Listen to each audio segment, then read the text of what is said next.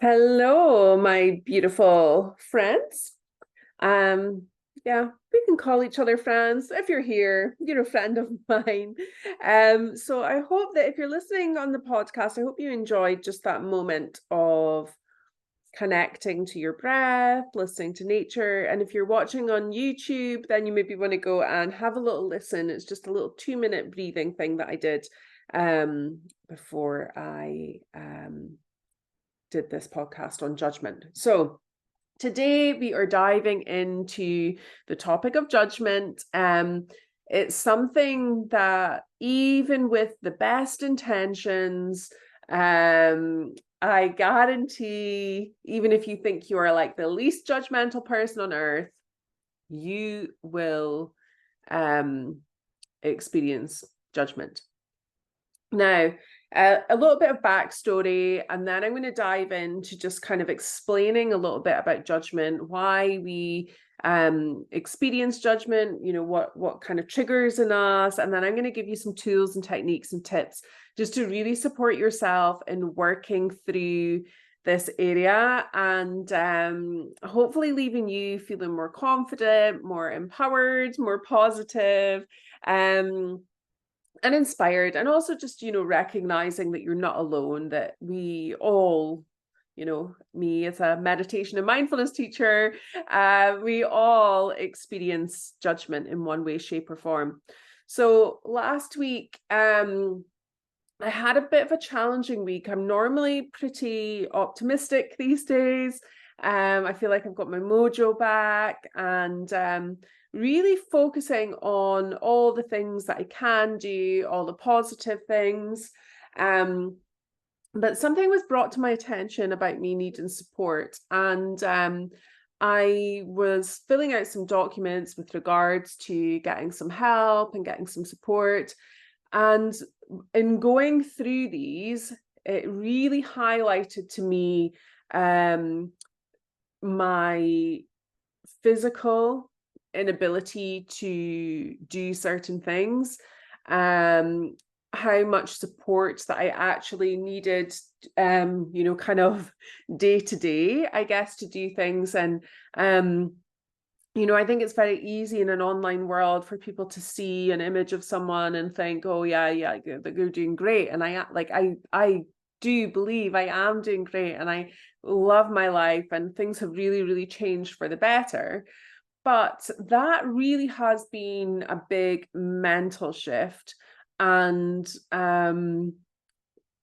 last week brought home, that although mentally I was in a great place, physically I probably I still need a lot of support with regards to social things, even, depends each day how my body's feeling. Some days, I'm great and I can go out and I could drive to the supermarket, and I might be able to ride my horse, and then the next day I might need somebody to drive me to the supermarket and to hold on to the trolley when I go around because my balance isn't great. Or and I began to get really quite upset as I had to go through all the things that I couldn't do. And and the support that I needed as someone that is so fiercely independent, and like freedom is one of my core values. And to have awareness drawn to all the things where I don't have independence and I don't have my freedom, and felt really, really heavy. So I was chatting it through with my sister, and I was getting so upset about it. And she's like, chatting through more and more and more. And we were speaking about how I'd been told that I needed to pare back work again. And I was wanting to just, I said, I'll just focus on my book and my group coaching and my meditation classes, and that's it, kind of thing.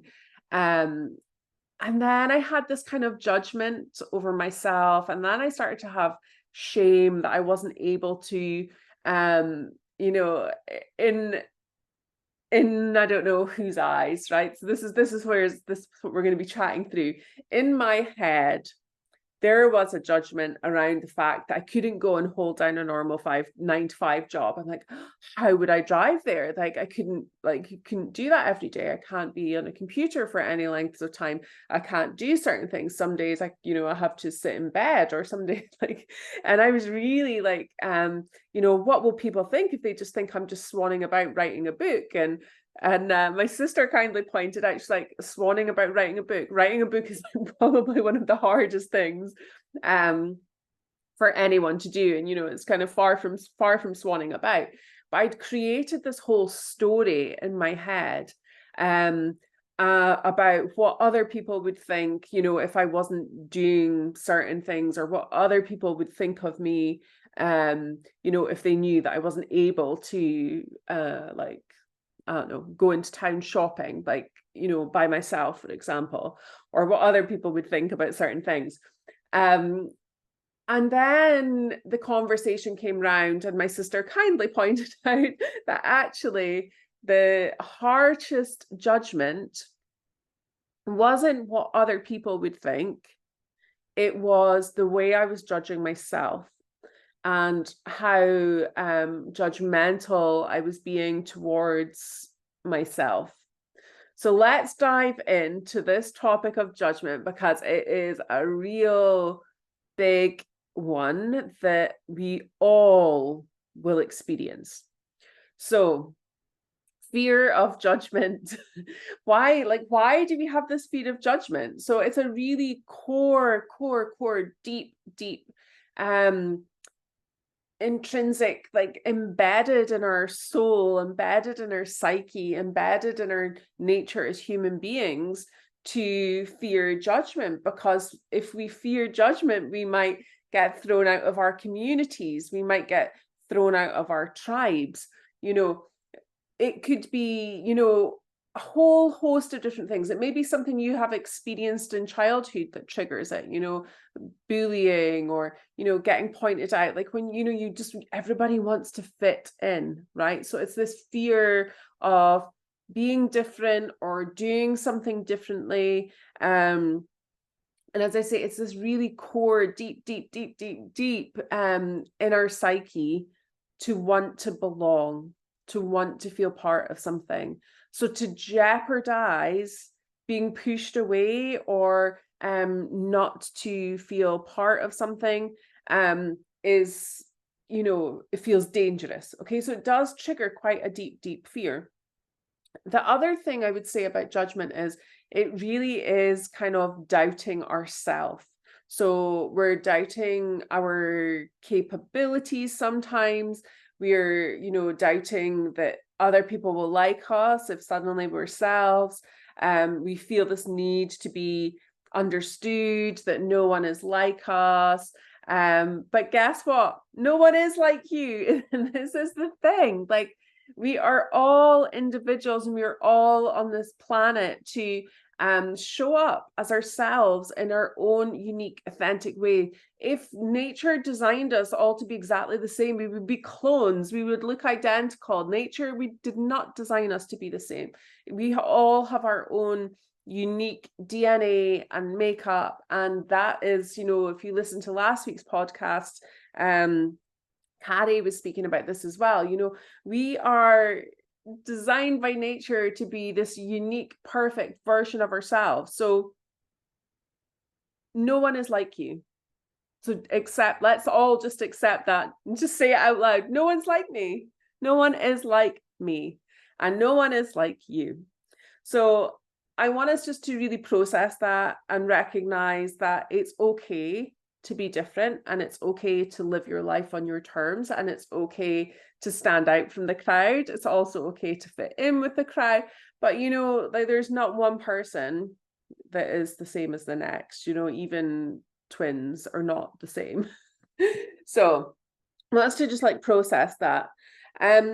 Most people, when they think about judgment, or if they their first kind of gut thing around judgment is other people judging them. So that is that, like I was saying, that kind of tribal culture, like, oh, they don't fit in, and they're different, they need to leave. So we worry about what other people are thinking about us. But actually, there's two other ways that judgment can exist in our lives. The next one is us, ourselves, judging others. So us expecting people to be a certain way, to show up a certain way, to comment on other people, to comment on how other people are living their lives, to comment on how other people dress, to comment on the kind of music people listen to, the kind of food they eat.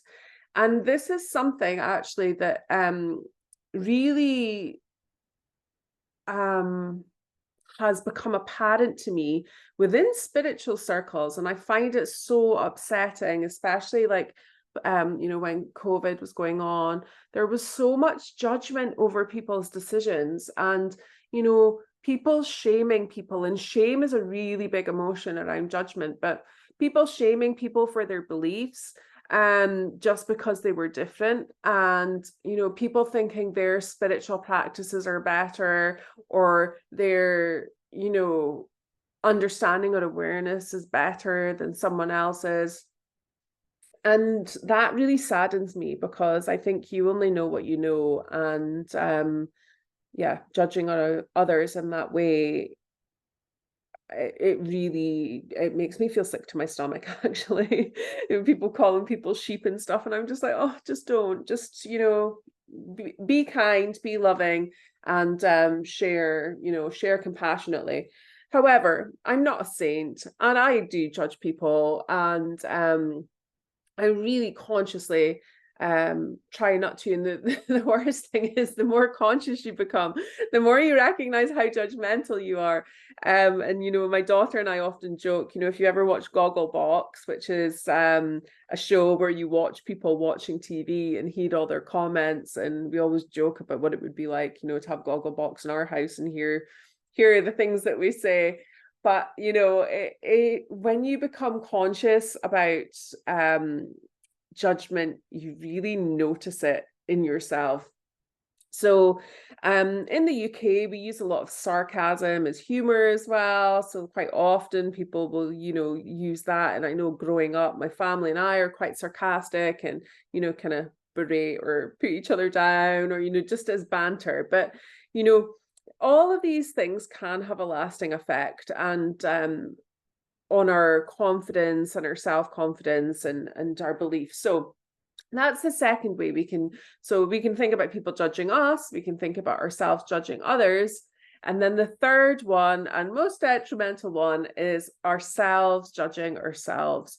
So that's what I was up to last week, just really, oh gosh, like, and should is a big judgment word. Okay, so I should be able to do this, and I should be able to do that, and like, or they should be able to, or they should do this, or they should do that, and there's this expectation, and we need to learn to remove that from our vocabulary because it's such a painful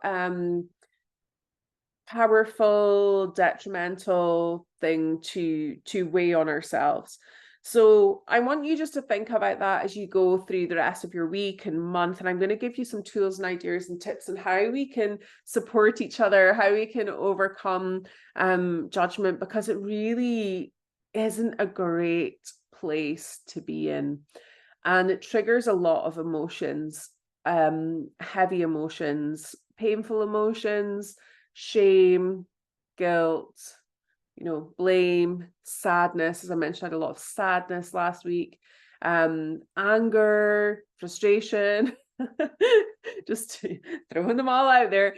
And, so it really, really is important that we can begin to learn to see where this judgment is coming from and process it, and realize that, a lot of the time it isn't fact. Right? It really isn't fact. So let's have a look at how we can overcome judgment and what can support us. And before I left the house to come out to the office and record this podcast, I picked up Gabby Bernstein's book, Judgment Detox, which I think I might work through again. And I've flicked it open to a page. I haven't looked at it yet, so we'll read a little bit from that as well, and hopefully that will inspire us. But my number one tip is really working on your self-confidence and happiness, and creating your own loving, compassionate life, and that has a ripple effect. So as I said, prior to filling out this form for support, you know, I was feeling great. I was feeling really positive, really optimistic, very solution focused.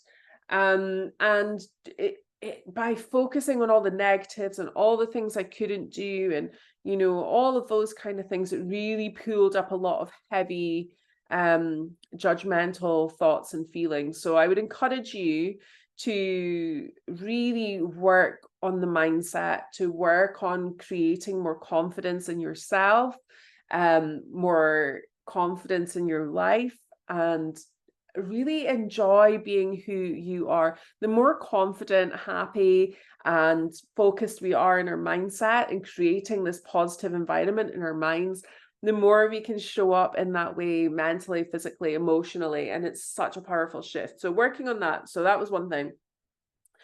Being courageous, brave, and stepping out of your comfort zone. Now, the fear of judgment, as I mentioned, is a really big one. So you can take baby steps or you can dive right in. Whatever it is you feel that you're going to be judged for, like, are you really? You probably don't even know. And even if you are, if it's the right thing, like, you know, if it's right in your heart, if it's loving, kind, and true, then go for it. Absolutely go for it. So I want you to step through that judgment and allow yourself to see what's on the other side of that, of really stepping into what's right for you. Next point, don't think you know what others are thinking. Okay? You're not a mind reader. Okay? Sometimes I do have my psychic moments. However, you know, we cannot control other people. We cannot control other people's thinking. We don't 100% know what people are thinking. So let's not fill in the blanks with negative information that doesn't support us. So I want you just to take a step back and realize that you have no control over anybody else's thoughts. And you know, just to recognize that we're not mind readers. So let's not create this narrative and create this story that doesn't support ourselves. Next, stop chasing approval.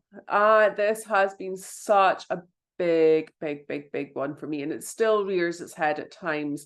And then when I get approval, I find it really uncomfortable. It's the weirdest dynamic. But, you know, seeking approval, you know, just for people to say, yeah, that's great. Yeah, that's right. Well done. You're doing the right thing. You know, ultimately, we need to know in our hearts what doing the right thing is. And some of the tools and techniques I'm going to share with you will help you with that. But just checking in with yourself, seeing what feels right and good and true for you, and not seeking the approval from others will really, really help. Okay, so here's what you can do to support yourself. One, chat it through. So I chatted it through with my sister. You could chat it through with a therapist, a loved one, a friend, or you could journal just to get those thoughts out of your head. Like, what is it you're thinking? Oh, like, they'll judge me if I do X, Y, and Z, or I can't believe I'm doing this to myself. Why would I do this? Or whatever judgments, or why are they behaving a certain way? Whatever's coming up for you, get it out of your head and onto paper, or out discuss with somebody else. And sometimes when we say it out loud or we write it down, we're like, oh my gosh, like, I cannot believe I've even thought that. Like, why would I even think that? So we can begin to see whether things are fact or fiction, and whether they're supportive and loving and true, or whether they're detrimental. So having that conversation can really help. Get honest with yourself. Say what is really going on in your heart. It is painful. Like last week, I was like crying and sobbing my heart out to my sister. It's painful to allow ourselves to say some of the things, like some of the things we say to ourselves, or the things we think about others, and then they come up. But it's good to have those emotions shifted from out with our body. Carrying heavy emotions within your nervous system and within your body leads to dis-ease, and none of us want, you know, any of that. So let's learn to sit and process and allow those difficult emotions to move through us, which I'm going to come to at the end. Actually, I have, when am I putting this podcast out? Yeah, I've got a masterclass coming up that will support you with that, and also group coaching that will support you with that. But, you know, processing emotions, allowing them to come up, allowing that energy to be cleared and moved on is so damn powerful. So yeah, getting honest with yourself. Get sidetracked and excited. The next thing, and Gabby Bernstein mentions this in her book, is EFT tapping. It can be really helpful for shifting heavy emotions, working through emotions, especially emotions like shame, blame, guilt, some of the things that might come up in and around judgment. So you can work with a practitioner for that. Gabby Bernstein has a script in her book for that. You could probably find videos on YouTube that would be really, really supportive. I know I like the Brad Yates and Sharon Smith are really great for tapping videos. So go check them out and see if there's ones there that can support you with regards to overcoming judgment or whatever emotion it is that you are experiencing. Affirmations. I am like, you know, I'm an affirmation lover through and through. Pretty much every single one of my meditations contains affirmations. But, you know, working to reprogram the mind into this positive mind space. And this is what I was speaking about before, building that confidence, building that happiness muscles, connecting into that more positive mindset takes work and takes reprogramming. If you are constantly around people that are judging at work and at home, even could be your parents or siblings or friends, you know, you will be picking up subconsciously all those beliefs, all those words. So we need to program in what we need to hear. Okay. That you know, my life is joy, that joyful, I am capable, I am like whatever, I am, not what you are not. Okay, so I want you to focus on what you are, what you wish to be, how you wish to show up in the world. You know, I am loving, caring, and compassionate. I see positive things in everyone I meet, or, you know, really focus, drill down what it is you're judging, and then create some affirmations around you to support that. If you need a hand with that, jump into my DMs, send me a little voice note or message saying, Susie, I've got this going on. What affirmations could I use? And I will happily create some for you, because I love, love, love using affirmations as a tool for overcoming judgment. Visualization, super powerful tool as well. So, you know, visualize a positive outcome.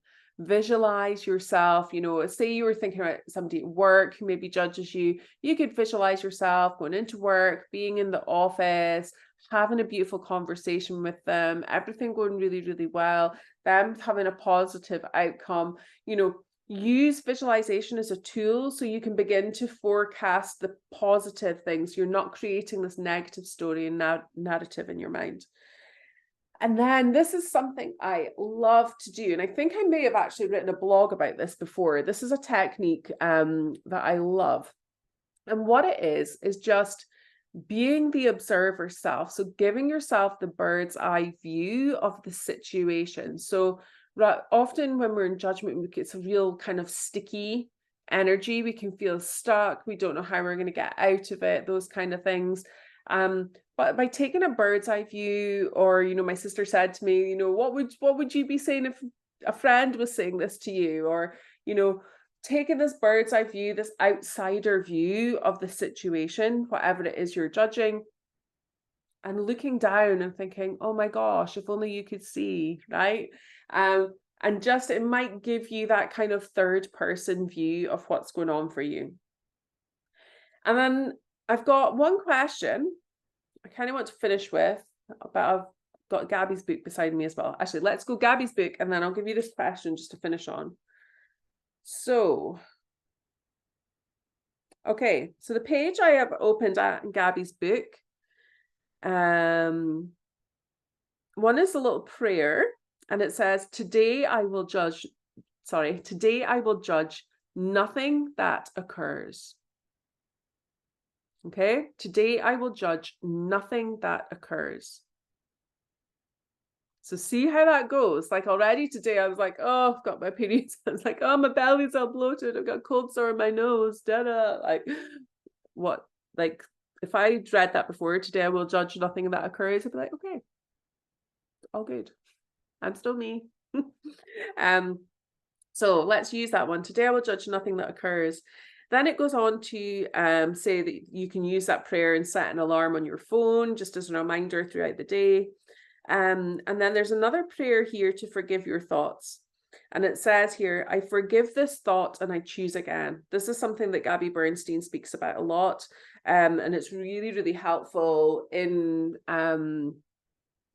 when you get stuck in that negative spiral.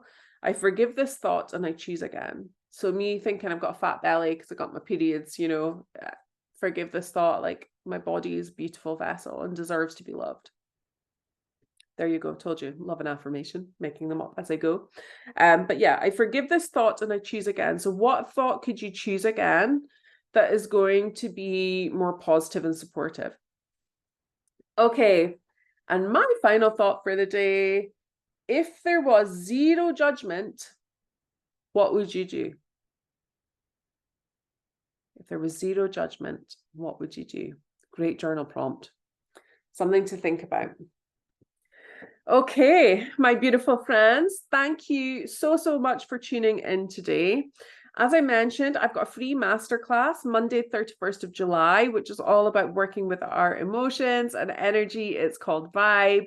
And we are looking at how we can support ourselves emotionally, create emotional resilience, loads of good stuff.